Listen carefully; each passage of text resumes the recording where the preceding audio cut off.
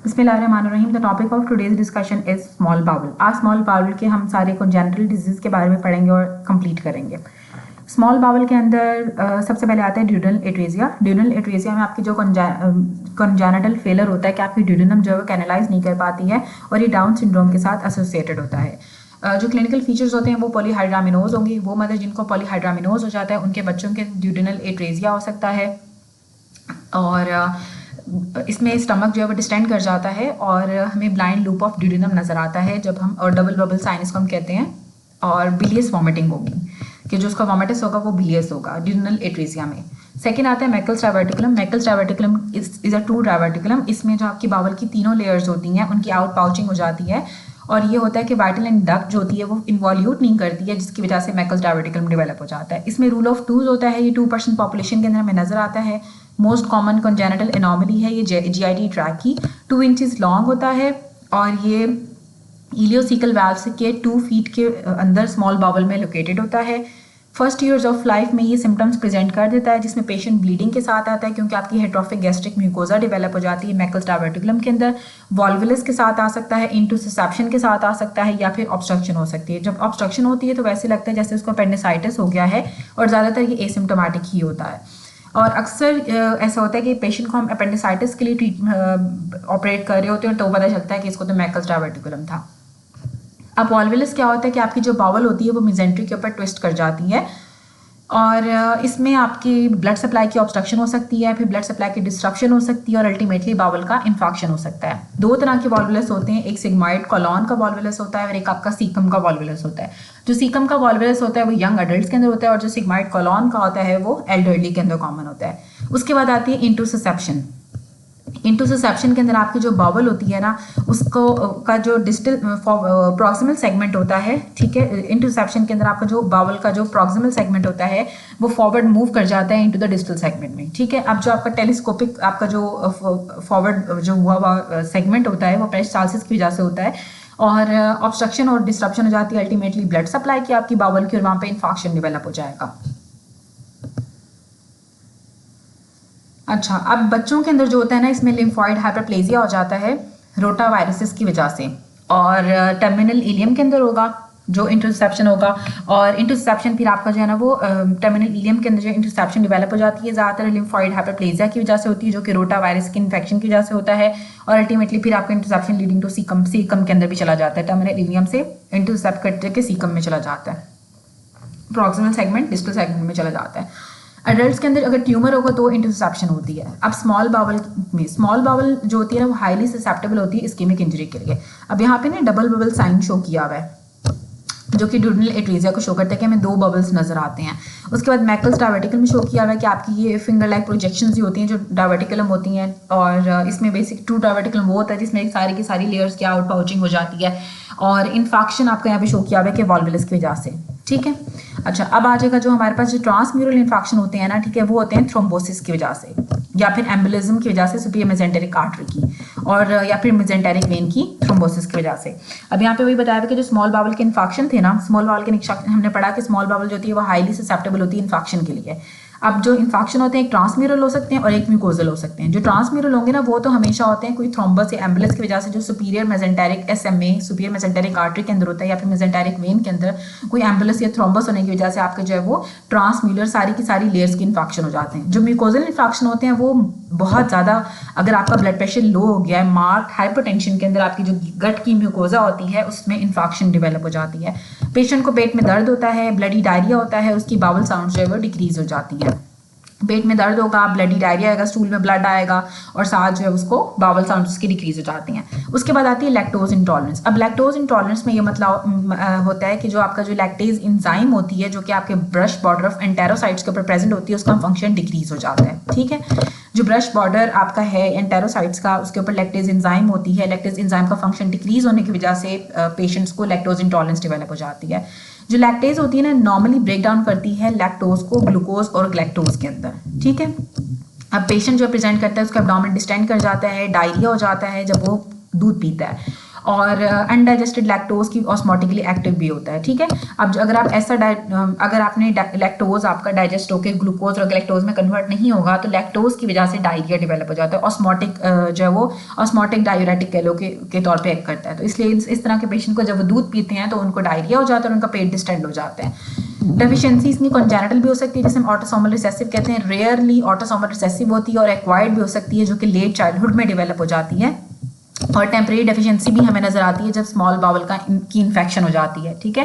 क्योंकि लैक्टेज जो होती है ना वो हाईली ससेप्टेबल होती है इंजरी के लिए, कि जब आपके स्मॉल बाउल की ब्लड सप्लाई कम हो जाएगी तो उसकी वजह से भी टेम्परेरी डेफिशिएंसी हो जाती है कि उनको दूध से डायरिया हो जाता है अगर स्मॉल बाउल की आंतों की इन्फेक्शन हो गई है। और जो एक्वायर्ड में होता है कि जिस बच्चों के अंदर लेट चाइल्डहुड में डेवलप हो सकती है, और कॉन्जेनिटल इसकी रेयर ऑटोसोमल रिसेसिव होती है। उसके बाद आती है सीलिक डिजीज।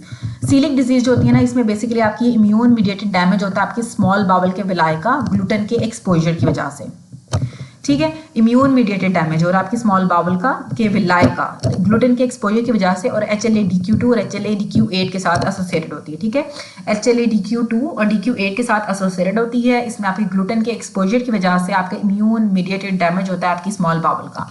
ग्लूटेन जो होता है वो व्हीट के अंदर होता है, ग्रेन्स के अंदर होता है। मोस्ट इंपॉर्टेंट पैथोजन होता है इसका, जो मेन पैथोजन होता है ना वो ग्लाइडिन होता है, ठीक है। इट्स मोस्ट पैथोजेनिक कंपोनेंट जो होता है ना वो ग्लाइडिन। तो ग्लूटेन के अंदर भी ग्लाइडिन होता है जो बेसिकली आपकी सीलिक डिजीज करा रहा होता है। जब एक दफा ये एब्जॉर्ब हो जाता है तो ग्लाइडिन जो है ना वो डीएमिडेटेड हो जाता है टिश्यू ट्रांसग्लूटामिनेज से, ठीक है। टिश्यू ट्रांसग्लूटामिनेज आपकी एक एंजाइम है जो कि आपके ग्लाइडिन को डीएमिडेट कर देती है। जो डीएमिडेटेड ग्लाइडिन होता है ना वो आपके एंटीजन प्रेजेंटिंग सेल्स से प्रेजेंट होता है विया MHC क्लास 2, ठीक है। MHC क्लास 2 के थ्रू आपका डीएमिडेटेड प्रेजेंटेड होगा, ठीक है। जो हेल्पर टी सेल्स होते हैं वो हमारे पास फिर हेल्प करते हैं टिश्यू डैमेज के अंदर।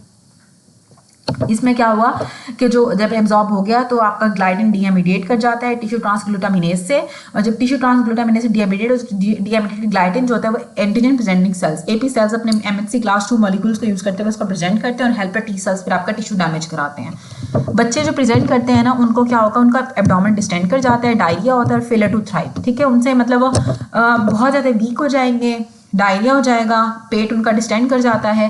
अडल्ट्स में जो है ना उनको क्रॉनिक डायरिया या फिर उनको ब्लॉटिंग रहती है, हर वक्त पेट में दर्द रहता है जिसे पेट में मरोड़ होना कहते हैं, या फिर उनको क्रॉनिक डायरिया रहता है।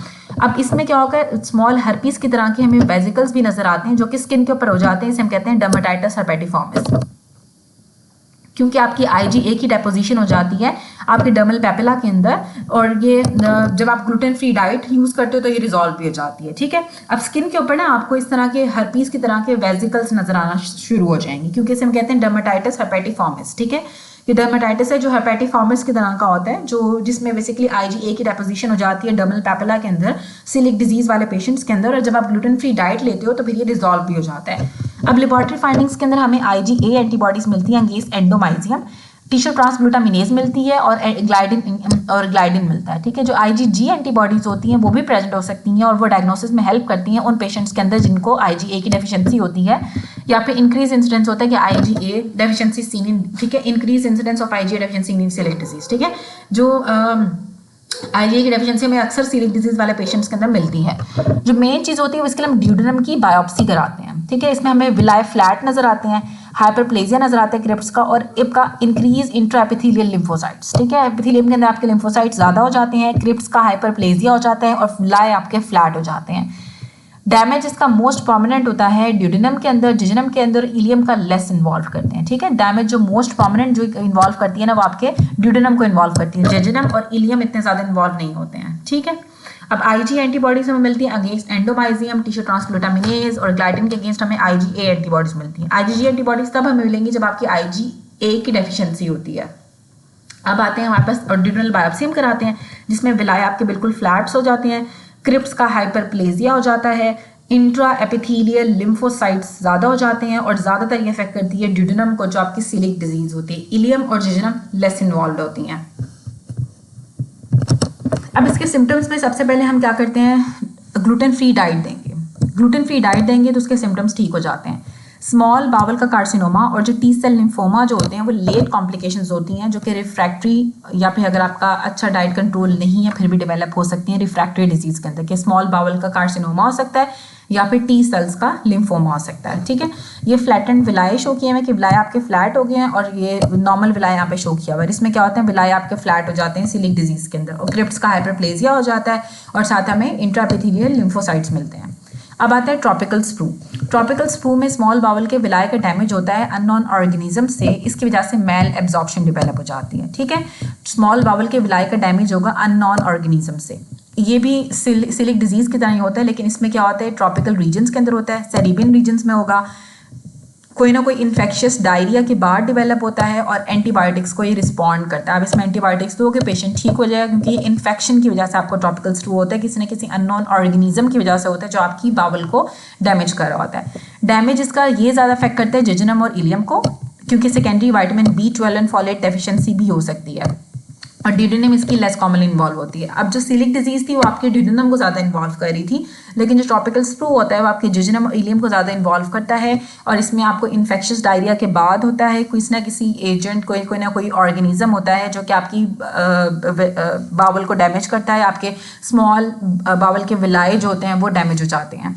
एंटीबायोटिक्स को रिस्पॉन्ड करता है। ट्रॉपिकल स्प्रू है तो ट्रॉपिकल रीजन्स के अंदर होता है, और ये जेजुनम और इलियम को अफेक्ट करता है, और सेकेंडरी विटामिन B12 और फॉलेट डेफिशिएंसी भी हो सकती है, क्योंकि जब जेजुनम और इलियम नहीं होगा तो वहाँ से आपके विटामिन B12 और फॉलेट ने एब्जॉर्ब होना होता है, तो फिर आपको विटामिन B12 और फॉलेट की डेफिशिएंसी भी हो जाती है। उसके बाद आती है विपल्स डिजीज़।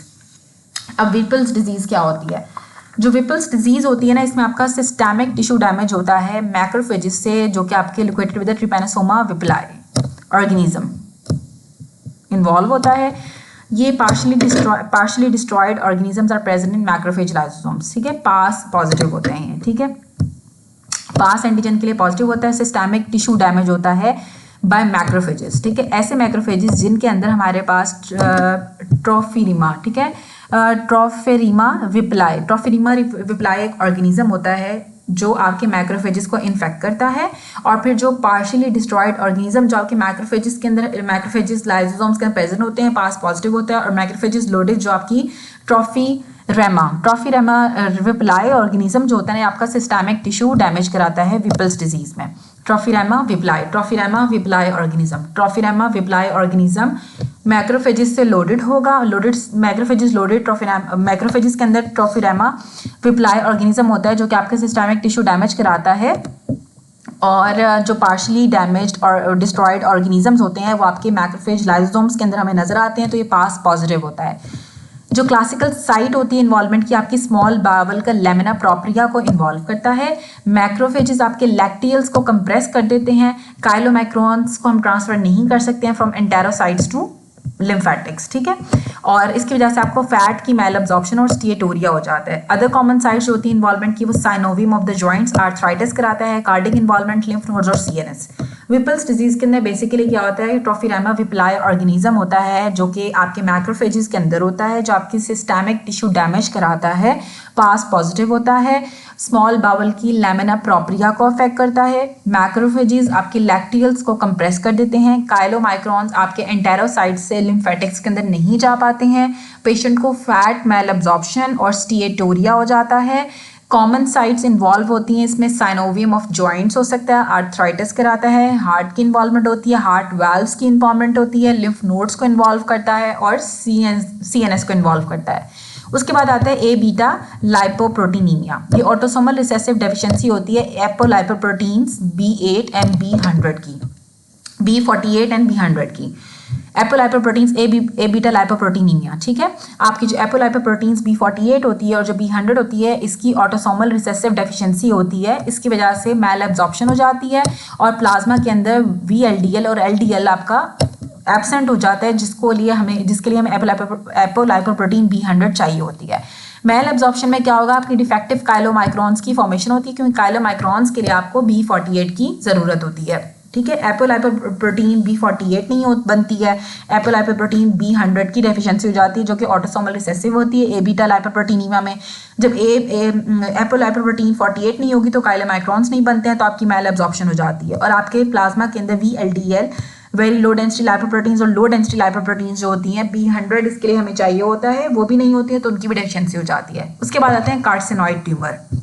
अब कार्सिनॉइड ट्यूमर आपकी मैलिग्नेंट प्रोलिफरेशन होती है न्यूरो एंडोक्राइन सेल्स की, और low grade neuro endocrine cells की मैलिग्नेंट प्रोलिफरेशन होती है कार्सिनॉइड ट्यूमर्स के अंदर। ये लो ग्रेड मैलिग्नेंसी होती है। ट्यूमर सेल्स के अंदर न्यूरोसिक्रीटरी ग्रैन्यूल्स होते हैं जो कि पॉजिटिव होते हैं क्रोमोग्रेनिन के लिए, क्रोमोग्रेनिन के लिए पॉजिटिव होते हैं। न्यूरोसिक्रीटरी ग्रैन्यूल्स होते हैं ट्यूमर सेल्स के अंदर।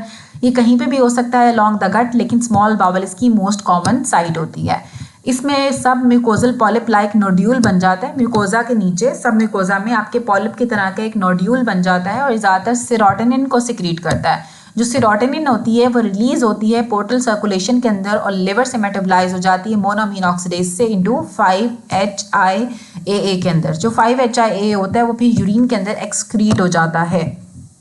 ठीक है, पोर्टल सर्कुलेशन में जाती है सेरोटोनिन, वहाँ से मेटाबोलाइज होती है लिवर की मोनोअमीन ऑक्सीडेज से और 5-HIAA में कन्वर्ट हो जाता है। ठीक है, अब जो सेरोटोनिन है वो फिर 5-HIAA जो होता है वो फिर यूरिन के अंदर एक्सक्रीट आउट हो जाता है। मेटास्टेसिस जो होती है कार्सिनॉइड ट्यूमर की लिवर में हो सकती है, allow serotonin to bypass liver metabolism. अब जब मेटास्टेसिस होती है कार्सिनॉइड ट्यूमर की टू लिवर, तो वो आपका क्या होता है, बाईपास कर देता है लिवर के मेटाबॉलिज्म को सेरोटोनिन, और सेरोटोनिन जो होता है ना वो रिलीज होता है हिपैटिक वेन के अंदर और फिर आपकी सिस्टमिक सर्कुलेशन के अंदर चला जाता है हिपैटोसिस्टम शंट्स के थ्रू। उसकी वजह से आपको कार्सिनॉइड सिंड्रोम डेवलप हो जाता है और कार्सिनॉइड हार्ट डिजीज भी डेवलप हो जाती है। ठीक है, अब यहाँ पे वीपल्स डिजीज को शो किया हुआ है कि मैक्रोफेजेस होते हैं with the lamina propria of the small bowel of the villi के अंदर, और ट्रॉफिलीमा विपलाय यहाँ पे शो किया हुआ है, और एक कार्सिनॉइड ट्यूमर शो किया हुआ है जिसमें आपके, और जो वीपल डिजीज होती है वो पास 10 पॉजिटिव होती है।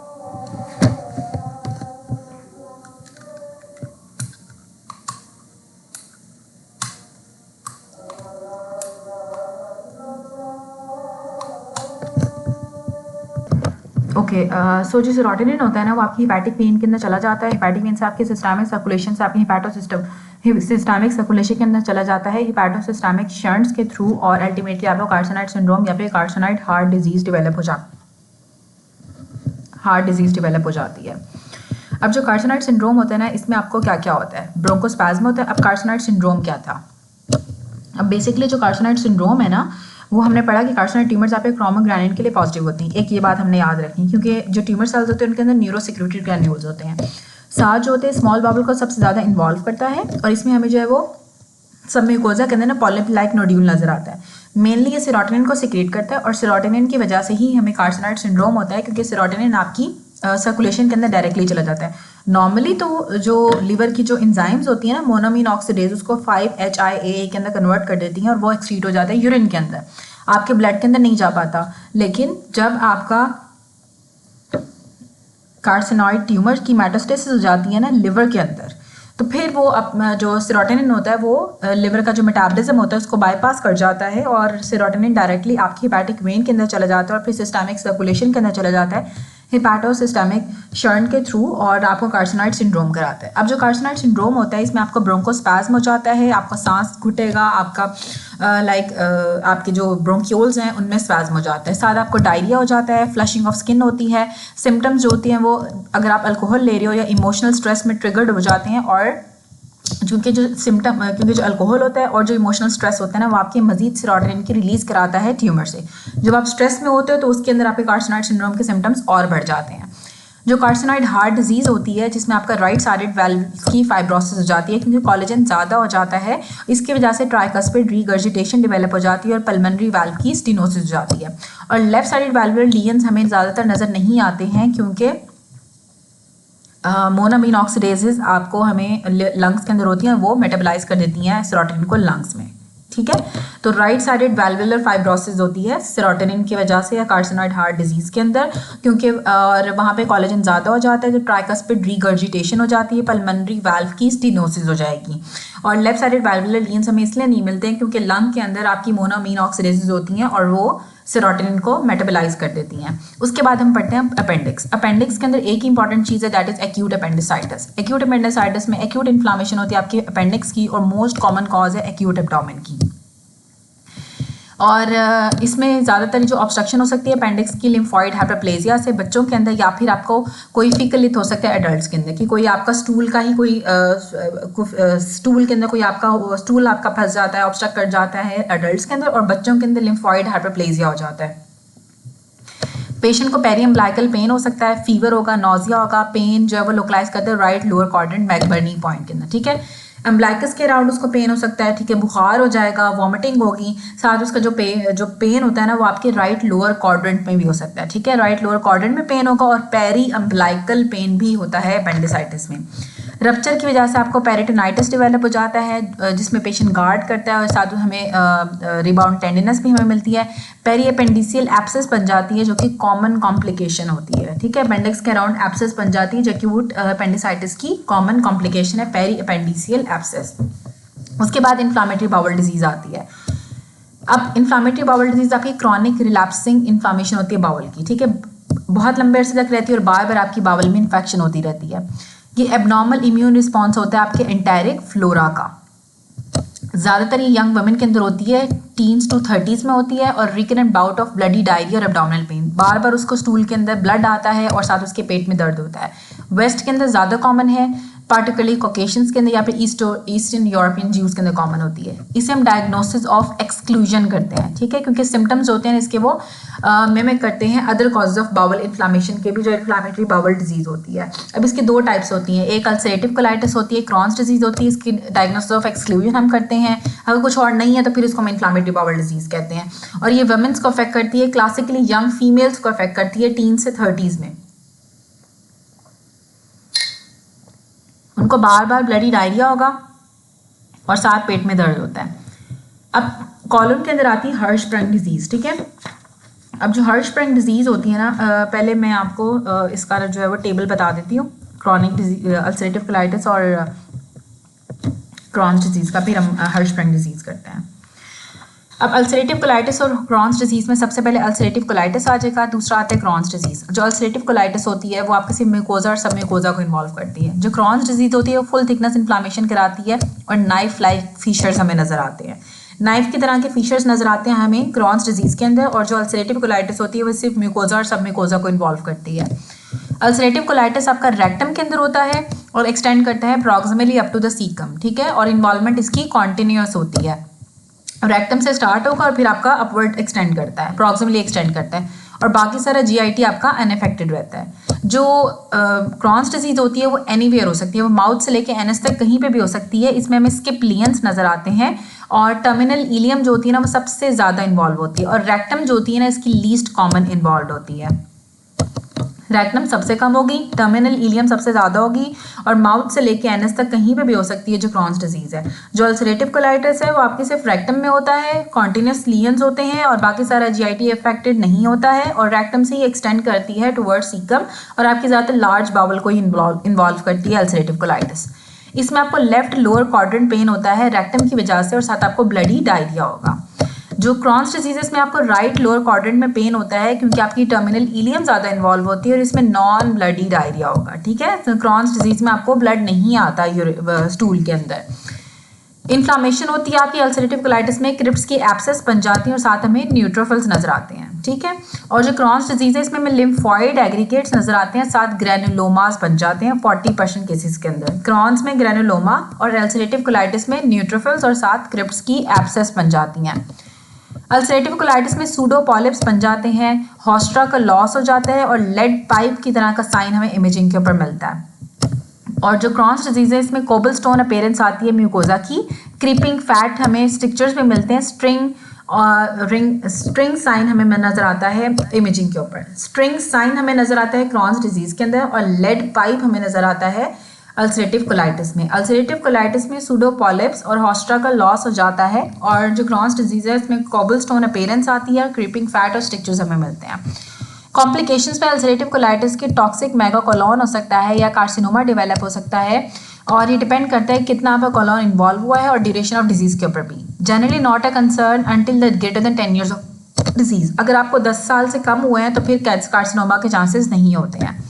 लेकिन जो क्रॉन्स डिजीज़ है ना, इसमें मैल एब्जॉर्प्शन हो जाती है, न्यूट्रिशनल डेफिशिएंसी हमें मिलती है, कैल्शियम ऑक्सलेट के स्टोन्स बन जाते हैं, नेफ्रोलिथियासिस हो जाती है, फिस्टूला बन जाता है या फिर कार्सिनोमा भी हो सकता है, और अगर तो कोलोन की डिजीज़ प्रेजेंट करती हैं। ठीक है, मैल एब्जॉर्प्शन होगी, साथ न्यूट्रिएंट्स की डेफिशिएंसी हो जाएगी, कैल्शियम ऑक्सलेट, नेफ्रोलिथियासिस हो जाती है, फिस्टूला बन जाता है, कार्सिनोमा हो सकता है, और हमें कोलोन डिजीज़ भी हो सकती है। ठीक है, अब एसोसिएशन क्या होती है, पीएससी प्राइमरी स्क्लेरोसिंग कोलिंजाइटिस के साथ एसोसिएटेड होती है, और पी आनका पॉजिटिव होती है ulcerative colitis. Crohn's disease ankylosing spondylitis के साथ, सैक्रोइलियाइटिस के साथ, माइग्रेटरी पॉलीआर्थराइटिस के साथ, एरिथीमा नोडोजम के साथ और यूवियाइटिस के साथ एसोसिएटेड होती है। स्मोकिंग आपको प्रोटेक्ट करती है अल्सरेटिव कोलाइटिस में, और क्रॉन्स डिजीज के चांसेस को बढ़ा देती है स्मोकिंग। स्मोकिंग प्रोटेक्टिव है अल्सरेटिव कोलाइटिस में, स्मोकिंग क्रॉन्स डिजीज के चांस को बढ़ा देती है। Crohn's disease ankylosing spondylitis, sacroiliitis, migratory polyarthritis, erythema nodosum, uveitis इनके सबके साथ एसोसिएटेड होती है। और जो अल्सरेटिव कोलाइटिस है ये प्राइमरी स्क्लेरोसिंग कोलिंजाइटिस पी आनका के साथ एसोसिएटेड होता है। अब हम पढ़ते हैं कॉलोन। अब कॉलन में सबसे हम पढ़ते हैं हर्शबर्ग डिजीज़ क्या होती है। हर्शबर्ग डिजीज़ में आपकी जो रिलैक्सेशन और जो पेरिस्टालसिस होती है रेक्टम की और डिस्टल सिग्माइड कोलोन की, वो डिफेक्टिव हो जाती है। ये भी डाउन सिंड्रोम के साथ एसोसिएटेड होती है। और ड्यूडल एट्रेजिया हमने पढ़ा था जो डाउन सिंड्रोम के साथ एसोसिएटेड होता है। Defective relaxation and peristalsis of rectum and distal sigmoid colon. इसमें कंजेनिटल फेलियर होता है आपके गैंग्लियन सेल्स का, जो न्यूरल क्रेस्ट सेल डिराइव्ड होती हैं कि वो डिसेंड करने माइंटेरिक और मिकोजल प्लेक्सिस के अंदर। ठीक है, अब क्या होगा कि जो आपके जो गैंग्लियन सेल्स होते हैं वो आपके न्यूरल क्रेस्ट सेल से डिराइव्ड होते हैं और वो माइग्रेट नहीं कर पाते हैं आपके माइंटेरिक और सबमिकोजल प्लेक्सिस के अंदर। गैंग्लियन सेल्स का डिफेक्ट होता है, कंजेनिटल फेलियर होता है, आपकी रिलैक्सेशन और जो पेरिस्टालसिस होती है रेक्टम की और डिस्टल सिग्माइड कोलोन की, वो डिफेक्टिव हो जाती है। अब जो माइंटेरिक प्लेक्सिस ऑर्बिक प्लेक्सिस होता है वो आपकी inner circular outer longitudinal layer of muscularis propria में प्रेजेंट होता है, और ये मोटिलिटी को रेगुलेट करता है। जो सब म्यूकोजल मीजनर्स प्लेक्सिस होता है वो सब म्यूकोजा में होता है और आपके ब्लड फ्लो को रेगुलेट करता है, सिक्रीशंस को और एब्जॉर्प्शन को रेगुलेट करता है। ठीक है, अब गैंग्लियन सेल्स आपके एब्सेंट हो गए माइंटेरिक और सबम्यूकोजल प्लेक्सिस के अंदर। अब माइंटेरिक प्लेक्सिस जो ऑर्बिक प्लेक्सिस था वो आपकी inner circular and outer longitudinal layer of the muscularis propria के अंदर लोकेटेड होता है, जो मोटिलिटी को रेगुलेट करते हैं। जो सबम्यूकोजल मीजनर्स प्लेक्सिस होता है ये आपके ब्लड फ्लो को रेगुलेट करता है, आपकी एब्जॉर्प्शन को रेगुलेट करता है, आपकी सिक्रीशन को रेगुलेट करता है और सबम्यूकोजा में होता है। पेशेंट क्लिनिकल फीचर्स आपकी ऑब्स्ट्रक्शन के ऊपर डिपेंड करते हैं। एक तो बच्चा जो है मेकोनियम पास नहीं कर पाएगा, पहला स्टूल ही नहीं पास कर पाता है, और एम्प्टी रेक्टल वॉल्ट हमें नजर आता है जब हम डिजिटल रेक्टल एग्जामिनेशन करते हैं। मैसिव डायलेशन हो जाती है उसकी बाउल की, मेगाकोलोन डेवलप हो सकता है प्रॉक्सिमल टू द ऑब्स्ट्रक्शन, और इसमें रप्चर के चांसेस भी होते हैं। रेक्टल सक्शन बायोप्सी हम कराते हैं जिसपे हमें लैक ऑफ गैंग्लियन सेल्स नजर आता है। ट्रीटमेंट में हम बाउल को रिसेक्ट कर देते हैं और गैंग्लियन सेल्स आपकी प्रॉक्सिमल कोलोन के अंदर प्रॉक्सिमल के अंदर प्रेजेंट होते हैं, जो आपकी bowel proximal to the disease segment. ठीक है, गैंग्लियन सेल्स आपकी जो डिजीज सेगमेंट है उससे प्रॉक्सिमली प्रेजेंट होते हैं। सिर्फ डिजीज सेगमेंट प्रेजेंट नहीं होते तो हम रिसेक्शन कर देते हैं आपके इन्वॉल्व बाउल की, जो आपकी बाउल इन्वॉल्व है उसको हम रिसेक्ट कर देंगे। उसके बाद आता है हमारे पास, अब यहाँ पे शो भी किया हुआ है कि जो अल्सरेटिव कोलाइटिस है ग्रॉस अपीयरेंस क्रिप्स एब्सेस बन जाते हैं अल्सरेटिव कोलाइटिस के अंदर, और लेड पाइप साइन हमें मिलता है, लेड पाइप की तरह का साइन हमें मिलता है अल्सरेटिव कोलाइटिस में। और जो क्रॉन्स डिजीज होती है इसमें कोबल स्टोन म्यूकोजा की अपीयरेंस आती है, साथ हमें स्टिक्चर्स नजर आते हैं और स्ट्रिंग साइन हमें नजर आता है क्रॉन्स डिजीज के अंदर। उसके बाद आते हैं कोलोनिक डायवर्टिकुला। अब कोलोन के डायवर्टिकुला क्या होते हैं? डायवर्टिकुला का वही मतलब है कि आपकी आउट पाउचिंग होगी है म्यूकोजा की, सब म्यूकोजा की मस्कुलरिस प्रोप्रिया से। ये फॉल्स डायवर्टिकुलम है क्योंकि इसकी सारी लेयर्स इन्वॉल्व नहीं होती हैं, सिर्फ आपकी म्यूकोजा और सब म्यूकोजा इन्वॉल्व होती है जो मस्कुलरिस प्रोप्रिया से आउट पाउच कर जाती है। ये स्ट्रेस पे डिपेंड करता है कितना वॉल के ऊपर स्ट्रेस हुआ है। कॉन्स्टिपेशन के अंदर कोलोनिक डायवर्टिकुला बन जाते हैं। स्ट्रेनिंग के अंदर अगर आप फाइबर डाइट कम ले रहे हो या फिर ओल्डर अडल्ट्स के अंदर कॉमन होते हैं। जैसे जैसे एज बढ़ती है वैसे वैसे कोलोनिक डायवर्टिकुला के चांसेस बढ़ जाते हैं, कॉन्स्टिपेशन की वजह से, स्ट्रेनिंग की वजह से, low fat low fibre diet की वजह से। Arise where the vasa recta transfers the muscularis propria, ठीक है। ज़्यादातर जहाँ पे आपकी वेजर एक्टा आपकी गुजर रही होती है मस्कुलरिस प्रोप्रिया को, वीक पॉइंट होता है आपके कॉलोन की वॉल के अंदर, वहाँ पे ये राइज करते हैं। सिग्मॉइड कॉलोन आपकी सबसे ज़्यादा इन्वॉल्व होती है, ठीक है। सिग्मॉइड कॉलोन आपकी सबसे ज़्यादा इन्वॉल्व होगी और ये जहाँ पे आपकी वेजर एक्टा ट्रांसवर्स करते हैं, ट्रैवर्स करते हैं मस्कुलरिस प्रोप्रिया को, वहाँ पे राइज करते हैं कॉलोनिक डायवर्टिकुला। और सिग्मॉइड कॉलोन आपकी सबसे ज़्यादा कॉमन होती है जहाँ पे आपके सिग्मॉइड कॉलोन डायवर्टिकुला डेवलप होते हैं। पेशेंट ज़्यादातर एसिम्प्टोमेटिक होता है और कॉम्प्लिकेशंस में इसके रेक्टल ब्लीडिंग हो सकती है। हिमेटोचेजिया से हम कहते हैं कि रेक्टल ब्लीडिंग हो रही है, हिमेटोचेजिया, ठीक है। और डायवर्टिकुलाइटिस हो सकता है कि इन्फेक्शन हो गई है, कि अगर फीकल मटीरियल अगर आगे उसने ऑब्स्ट्रक्ट कर दिया है तो अपेंडिक्स की तरह के सिम्टम्स आएंगे, उसको लेफ्ट लोअर क्वाड्रेंट में पेन होता है। और फिस्टूला हो सकता है जब आपके इन्फ्लेम डायवर्टिकुलम है वो रप्चर कर गया है तो आपके लोकल स्ट्रक्चर के साथ अटैच कर जाता है, और सेम कहते हैं colovesicular fistula present with air and stool in the urine, ठीक है। अब कोलोवेसिकल के आपके जो बेसिकली जो आपका जो यूरिनरी ब्लैडर होता है उसके साथ ये एक फिस्टूला बन जाता है और फिर हमें यूरिन के अंदर एयर भी मिलती है और यूरिन के अंदर में स्टूल भी मिलता है, ठीक है।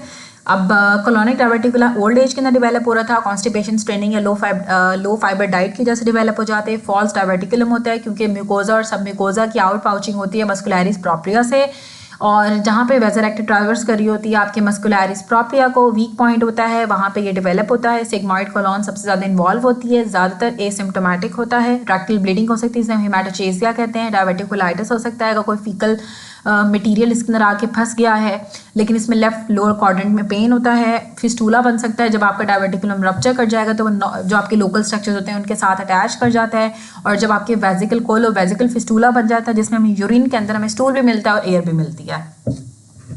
अब आते हैं एंजियोडिस्प्लेजिया। एंजियोडिस्प्लेजिया का मतलब ये होता है आपकी एक्वायर्ड मैल फॉर्मेशन होती है आपकी म्यूकोजा और सब म्यूकोजा के कैपिलरी बेड्स की। ये आपके सीकम के अंदर होता है, राइट कॉलोन के अंदर होता है।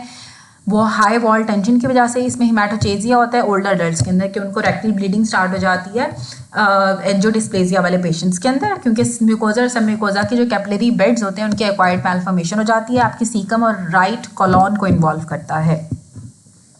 हेरेडिटरी हेमरेजिक टेलेंजेक्टेजिया क्या होते हैं? ये ऑटोसोमल डोमिनेंट होते हैं, इसमें थिन वॉल ब्लड वेसल्स बन जाती हैं, स्पेशली आपके माउथ के अंदर और जीआईटी ट्रैक के अंदर, इसमें भी आपको ब्लीडिंग होती है। जो हेरेडिटरी हेमरेजिक टेलेंजेक्टेजिया में यही होता है कि आपकी ब्लड वेसल्स बन जाती हैं, थिन वॉल ब्लड वेसल्स बन जाती हैं आपके माउथ के अंदर और आपके जीआईटी ट्रैक के अंदर, ऑटोसोमल डोमिनेंट होता है। इस्कीमिक कोलाइटिस नाम से ही बता रहा है कि आपके इस्कीमिक डैमेज हो रहा है कोलोन का।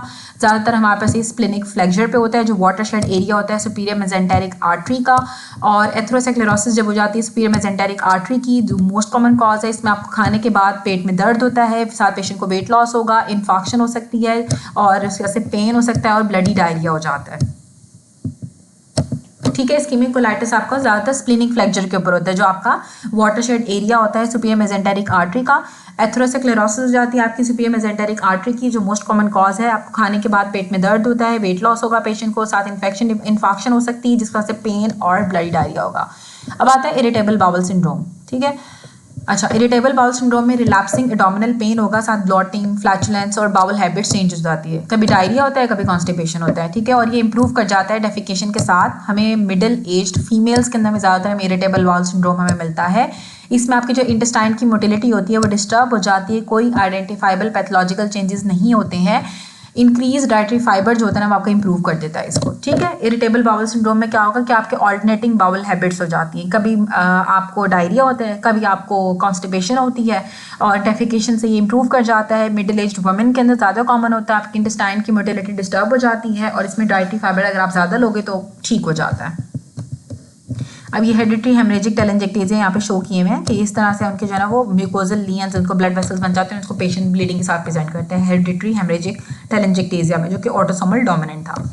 उसके बाद आते हैं कोलोनिक पॉलिप्स, ठीक है। कोलोनिक पॉलिप्स में सबसे पहले आ जाता है हमारे पास जो कोलोनिक पॉलिप्स होते हैं, इसमें आपकी कोलोन की म्यूकोजा की ही प्रोटीन्स होती हैं, जो मोस्ट कॉमन टाइप से हाइपरप्लास्टिक होते हैं और एडिनोमेटस होते हैं, ठीक है। हाइपरप्लास्टिक होगा हमारे पास पॉलिप्स और दूसरा होगा एडिनोमेटस पॉलिप, ठीक है। और तीसरा जो होता है ना वो आपको होता है एडिनोमा कार्सिनोमा सीक्वेंस, ठीक है। एडिनोमा कार्सिनोमा सीक्वेंस तीन तरह से होते हैं हमारे पास, हाइपरप्लास्टिक होते हैं, एडिनोमेटस होते हैं और एडिनोमा कार्सिनोमा सीक्वेंस होता है। अब जो हाइपरप्लास्टिक पॉलिप्स होते हैं वो नाम से ही शो करें कि आपके ग्लैंड्स का हाइपरप्लेजिया हो जाता है और हमें सिरेटेड अपीयरेंस आती है माइक्रोस्कोपी के ऊपर, सिरेटेड अपीयरेंस आएगी, ग्लैंड्स का हाइपरप्लेजिया हो जाता है। ये मोस्ट कॉमन टाइप होती है पॉलिप कोलोन के पॉलिप्स की, लेफ्ट कोलोन रेक्टोसिग्मॉइड जंक्शन के अंदर प्रेजेंट होती हैं, कोई मैलिग्नेंट पोटेंशियल नहीं होता है। जो एडिनोमेटस पॉलिप होते हैं ना, ये न्यूप्लास्टिक प्रोलिफरेशन होती है, ठीक है, ग्लैंड्स की, और ये सेकंड मोस्ट कॉमन होते हैं। इसमें बिनाइन भी हो सकते हैं लेकिन प्री मैलिग्नेंट होते हैं, और ये एडिनोकार्सिनोमा भी करा सकते हैं जब एडिनोमा कार्सिनोमा सीक्वेंस के अंदर डेवलप हो जाता है, ठीक है। अब जो हाइपरप्लास्टिक पॉलिप्स है ना, वो नो मैलिग्नेंट पोटेंशियल, का कोई मैलिग्नेंट पोटेंशियल नहीं है, मोस्ट कॉमन होते हैं, और ये आपके जो है वो लेफ्ट कॉलोन को रेक्टोसिग्मॉइड रीजन को इन्वॉल्व करते हैं, जो हाइपरप्लास्टिक होते हैं। जो एडिनोमेटस पॉलिप्स होते हैं, ये न्यूप्लास्टिक प्रोलिफरेशन होती है ग्लैंड्स की, सेकंड मोस्ट कॉमन होते हैं, बिनाइन होते हैं, प्री मैलिग्नेंट होते हैं, और एडिनोमा कार्सिनोमा सीक्वेंस अगर हो जाएगा तो फिर जो आपके जो एडिनोमेटस पॉलिप्स होते हैं वो कार्सिनोमा में चेंज हो सकते हैं, एडिनो कार्सिनोमा में चेंज हो सकते हैं। जो एडिनोमा कार्सिनोमा सीक्वेंस होता है ना, वो डिस्क्राइब करता है आपकी मॉलिक्यूलर प्रोग्रेशन को फ्रॉम नॉर्मल कोलोनिक म्यूकोजा से एडिनोमेटस पॉलिप और फिर कार्सिनोमा के अंदर। ये बताते हैं कैसे आपका पहले एडिनोमा नॉर्मल म्यूकोजा थी, फिर एडिनोमा बना, एडिनोमा से कार्सिनोमा बना। अब इसमें आपका एपीसी जीन होता है, जो एडिनोमेटस पॉलिपोसिस कोलाई जीन होता है, एडिनोमेटस पॉलिपोसिस कोलाई जीन होता है। इसमें म्यूटेशंस आती हैं जो कि जर्म लाइन भी हो सकती हैं, स्पोरेडिक भी हो सकती हैं, और इसकी वजह से पॉलिप बन जाता है। KRAS म्यूटेशंस आती हैं जो कि फॉर्मेशन ऑफ पॉलिप कराती हैं। P53 की म्यूटेशंस आती हैं, और कॉक्स का एक्सप्रेशन जो है वो ज़्यादा हो जाता है, जो कि आपका प्रोग्रेस करता है कार्सिनोमा को। एस्पिरिन इम्पीड करती है एडिनोमा को कार्सिनोमा में चेंज होने से, ठीक है। एस्पिरिन जो होती है वो इम्पीड, क्योंकि कॉक्स इनहिबिटर होती है, तो एस्पिरिन जो होती है ना, वो एडिनोमा को कार्सिनोमा में चेंज नहीं होने देती है। जब हम स्क्रीनिंग करते हैं पॉलिप्स की, वो हम क्लोनोस्कोपी से करते हैं, या फिर फीकल ओकल्ट ब्लड टेस्टिंग हम करते हैं, और फीकल ओकल्ट ब्लड हम करते हैं, या फिर हम कोलोनोस्कोपी करते हैं। पॉलिप्स यूजुअली क्लिनिकली साइलेंट होते हैं लेकिन ब्लीड कर सकते हैं। गोल आपका होना चाहिए, हमने रिमूव करना है एडिनोमेटस पॉलिप को, कि इससे पहले कि वो कार्सिनोमा के अंदर चेंज हो जाए। कोलोनोस्कोपी के ऊपर हमें हाइपरप्लास्टिक एडिनोमेटस पॉलिप्स जो है वो एक तरह के ही नजर आते हैं, इसलिए जो भी पॉलिप होगा आपने सब पॉलिप्स को रिमूव करना होता है, और उनको आपने फिर माइक्रोस्कोपिकली एग्जामिन करना होता है। ग्रेटेस्ट रिस्क होता है फ्रॉम एडिनोमा से कार्सिनोमा का इज रिलेटेड टू साइज, ठीक है। अगर 2 सेंटीमीटर से ज़्यादा का होगा, ससाइल होगा, ग्रोथ होगी, और विलस हिस्टोलॉजी होगी, तो फिर रिस्क ऑफ प्रोग्रेशन भी फ्रॉम एडिनोमा टू कार्सिनोमा आपका बढ़ जाता है, ठीक है। अब जब आप क्लोनोस्कोपी कराते हैं ना, तो आपको हाइपरप्लास्टिक या फिर एडिनोमेटस पॉलिप के डिफरेंशिएट आप नहीं कर सकते। तो किसी भी टाइप का अगर आपका कोलोन का पॉलिप है तो आपने इसको रिमूव कराना ही कराना होता है, इससे पहले कि वो कार्सिनोमा में चेंज हो, क्योंकि 2 तरह के पॉलिप्स हैं, एक हाइपरप्लास्टिक है, एडिनोमेटस। अब एडिनोमेटस सेकंड मोस्ट कॉमन है, लेकिन वो कार्सिनोमा में चेंज हो सकता है। और इसमें सीक्वेंस क्या होता है एडिनोमा कार्सिनोमा का? एक तो एपीसी जीन के अंदर म्यूटेशंस आती हैं, KRAS की म्यूटेशंस आती हैं, और P53 जीन की म्यूटेशंस आती हैं, कॉक्स एक्सप्रेशन ज़्यादा हो जाता है। जो एस्पिरिन होती है वो आप कोलोनिक पॉलिप्स को कार्सिनोमा में चेंज नहीं होने देती, क्योंकि कॉक्स इनहिबिटर होती है। उसके बाद आते हैं फैमिलियल एडिनोमेटस पॉलिपोसिस। ये ऑटोसोमल डोमिनेंट डिसऑर्डर होता है, जिसमें 100 से 1000 एडिनोमेटस कोलोनिक पॉलिप बन जाते हैं, ठीक है। 100 से हज़ारों के एडिनोमेटस कोलोनिक पॉलिप बन जाते हैं, और इसमें इनहेरिटेड आपकी एपीसी जीन की म्यूटेशन हुई होती है क्रोमोसोम नंबर 5 के ऊपर, और इंक्रीज प्रोपेंसिटी होती है कि एडिनोमेटस पॉलिप डेवलप करेंगे पूरी की पूरी कॉलम में भी और रेक्टम में भी। कॉलन और रेक्टम को हम प्रोफाइलेक्टिकली पहले ही रिमूव कर देते हैं, अदरवाइज जो ऑल पेशेंट्स होते हैं उनको 40 साल की उम्र तक जो है वो कार्सिनोमा डेवलप हो जाता है। अगर हम फैमिलियल एडिनोमेटस पॉलिपोसिस वालों की कॉलन को रिमूव नहीं करेंगे तो 40 साल की उम्र तक उनको हाथों का कैंसर डेवलप हो जाता है। गार्डनर सिंड्रोम बेसिकली क्या होता है? जो गार्डनर सिंड्रोम होता है इसमें फैमिलियल एडिनोमेटस पॉलिपोसिस होती है, साथ फाइब्रोमाटोसिस और ऑस्टियोमास भी होते हैं। फाइब्रोमाटोसिस का मतलब ये होता है कि नॉन न्यूप्लास्टिक प्रोलिफरेशन होती है फाइब्रोब्लास्ट की, जो रेट्रोपेरिटोनियम में अराइज करते हैं, लोकल डिस्ट्रॉय कर देते हैं लोकलाइज टिश्यू को।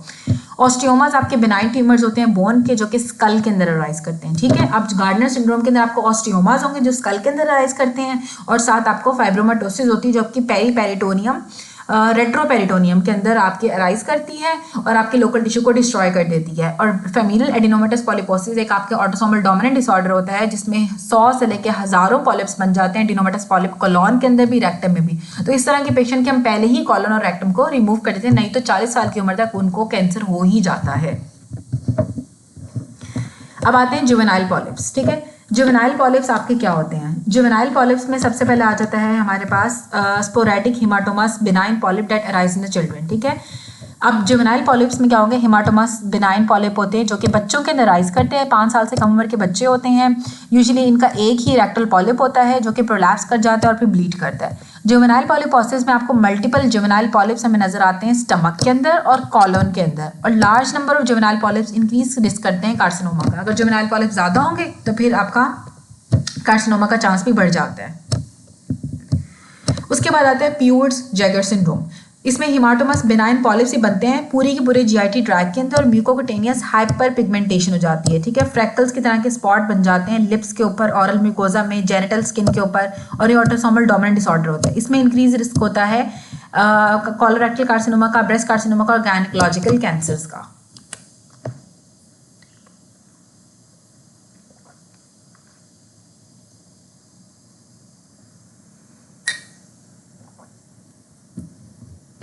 हिमाटोमस पॉलिप्स होते हैं पूरी की पूरी जीआईटी ट्रैक के अंदर, म्यूकोकुटेनियस हाइपर पिगमेंटेशन हो जाती है, ठीक है। आपके मुंह पे भी और आपके ऑरल कैविटी में भी फ्रैकल्स की तरह के स्पॉट्स आपको नजर आते हैं, लिप्स के ऊपर भी, और उस साथ आपको जो ऑरल म्यूकोजा को इन्वॉल्व करता है, जेनिटल स्किन को इन्वॉल्व करता है, ऑटोसोमल डोमिनेंट डिसऑर्डर होता है। इसमें चांसेस होते हैं कोलोरेक्टल कैंसर ज़्यादा हो सकता है, ब्रेस्ट कैंसर हो सकता है, या फिर गायनी का कैंसर हो सकता है प्योर जैगर सिंड्रोम में। अब लास्ट आता है कोलोरेक्टल कार्सिनोमा, ठीक है, जो उसकी सबसे इंपॉर्टेंट चीज़ है।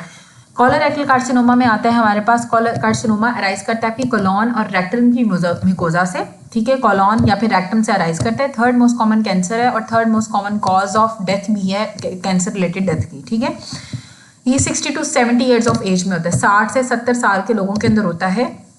मोस्ट कॉमनली अराइज करता है एडिनोमा कार्सिनोमा सीक्वेंस के थ्रू। हमने पहले भी पढ़ा कि जो आपके जो एडिनोमेटस पॉलिप्स होते हैं वो एडिनोमा कार्सिनोमा सीक्वेंस के थ्रू आपके जो है वो कन्वर्ट हो जाते हैं कार्सिनोमा के अंदर, ठीक है। सेकंड इंपॉर्टेंट पाथवे जो होता है ना वो इसका माइक्रोसैटेलाइट इंस्टेबिलिटी होती है।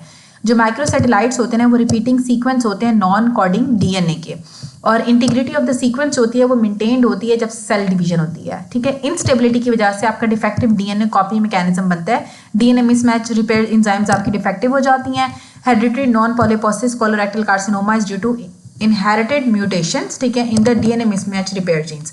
एक होता है hereditary non polyposis colorectal carcinoma, ठीक है, जिसमें आपकी इनहेरिटेड ही म्यूटेशंस आती हैं आपके डीएनए मिसमैच रिपेयर एंजाइम्स के अंदर, और इसमें कोलोरेक्टल कार्सिनोमा का चांस ज़्यादा होता है। ओवेरियन कैंसर हो सकता है या फिर एंडोमेट्रियल कैंसर भी हो सकता है। जो कोलोरेक्टल कार्सिनोमा होता है वो खुद ब खुद ही भी अराइज कर सकते हैं, ज़रूरी नहीं है कि पहले पॉलिप ही बने, जो कि अर्ली स्टेज पे होता है और राइट साइडेड होगा, ठीक है। जो कोलोरेक्टल कार्सिनोमा राइट साइड वाला होता है वो डिनोवो अराइज करते हैं, उसके लिए पॉलिप होने की ज़रूरत नहीं होती है, वो अर्ली एज पे हो जाता है और राइट साइडेड होता है। स्क्रीनिंग हम कोलोरेक्टल कार्सिनोमा की हम एंडोस्कोपी से करते हैं और फीकल ओकल्ट ब्लड टेस्टिंग कराते हैं, जो एक 50 साल की उम्र पे हम स्टार्ट कर देते हैं। गोल आपका ये होता है कि आपने जो है एडिनोमेटस पॉलिप को रिमूव कर देना है बिफोर कि वो कार्सिनोमा डेवलप करे, और आपने कैंसर को अर्ली स्टेज पे डिटेक्ट करना होता है। अच्छा, अब जो कैंसर होता है वो आपके पूरी कॉलॉन के अंदर कहीं पे भी डेवलप हो सकते हैं, anywhere along the entire length of the colon. जो लेफ्ट साइड होते हैं कार्सिनोमास, ठीक है, वो आपके नैपकिन रिंग लीजन्स होते हैं। इसमें आपका स्टूल का कैलिबर डिक्रीज हो जाता है और लेफ्ट लोअर क्वाड्रेंट पेन होगा और ब्लड स्ट्रीक स्टूल हमें मिलता है। जो राइट साइडेड कार्सिनोमा होता है यूजुअली हमें जब रेज्ड लीजन नजर आता है, साथ इसमें आयरन डेफिशिएंसी हो जाती है और वेक पेन होता है। Older adult with iron deficiency has colorectal carcinoma until proven otherwise, ठीक है। अगर एक आपके पास ओल्ड बंदा आ रहा है जिसको आयरन डेफिशिएंसी एनीमिया हुआ है और उसको और कोई कुछ नहीं है, एक मेल ओल्ड आ रहा है जिसको आयरन डेफिशिएंसी एनीमिया हुआ है, उसको कोई और कॉज नहीं है, तो आपने कोलोरेक्टल कार्सिनोमा को लाजमी रूल आउट करना होता है, क्योंकि लाजमी है कि आयरन डेफिशिएंसी एनीमिया है, तो इसका मतलब है कि उसको कोलोरेक्टल कार्सिनोमा होगा, जो कि यूजुअली राइट साइडेड होता है, जिसमें आपको डल पेन होता है, प्रॉपर्ली पेन भी नहीं होता है, आयरन डेफिशिएंसी एनीमिया होता है, रेज्ड लीजन हमें मिलता है। जो लेफ्ट साइडेड कार्सिनोमा होता है वो नैपकिन की तरह का लीजन होता है, स्टूल कैलिबर आपका कम हो जाता है, लेफ्ट लोअर क्वाड्रेंट पेन होगा, साथ ब्लड आएगा स्टूल में। जो कोलोन कार्सिनोमा होता है वो आपका स्ट्रेप्टोकोकस बॉबिस की इन्फेक्शन एंडोकार्डाइटिस भी कराता है, ठीक है। कोलोन कार्सिनोमा की वजह से आपको स्ट्रेप्टोकोकस बॉबिस एंडोकार्डाइटिस भी डेवलप हो जाता है। स्टेजिंग में आपकी वही TNM स्टेजिंग आती है, ट्यूमर जो होती है डेप्थ ऑफ इन्वेजन को शो करता है। ट्यूमर जो अगर सिर्फ लिमिटेड होगा म्यूकोजा के अंदर वो यूजुअली स्प्रेड नहीं करते हैं due to the lack of lymphatics in the mucosa, ठीक है। अगर जो सिर्फ म्यूकोजा का ट्यूमर होगा ना तो वो स्प्रेड नहीं कर पाता है, क्योंकि आपके जो लिम्फेटिक्स नहीं होती है म्यूकोजा के अंदर गट में, ठीक है। और N से आपके रीजनल लिम्फ नोड का स्प्रेड शो किया हुआ है, M से आपका डिस्टेंट स्प्रेड या मोस्ट कॉमनली आपके लिवर के अंदर इसका डिस्टेंट स्प्रेड होता है। जो कार्सिनो एम्ब्रियोनिक एंटीजन होता है एक सीरम ट्यूमर मार्कर होता है जिससे हम असेस करते हैं ट्रीटमेंट और रिस्पॉन्स और रिकरेंस को। इसको हम स्क्रीनिंग के लिए यूज़ नहीं करते हैं, ठीक है। ये सिर्फ ट्रीटमेंट रिस्पॉन्स के बारे में बताता है, स्क्रीनिंग के हम इसे यूज़ नहीं करेंगे। अगर सी एंटीजन आपका नेगेटिव भी हो सकता है, इवन यू हैव जो है वो कोलोनिक कार्सिनोमा।